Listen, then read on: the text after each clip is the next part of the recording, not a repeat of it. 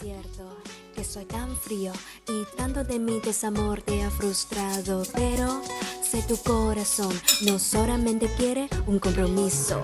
Tengo miedo al engaño, tengo miedo estando solo, tengo más miedo de mi corazón fallecido. El amor no es prometerle el mundo, pues hablando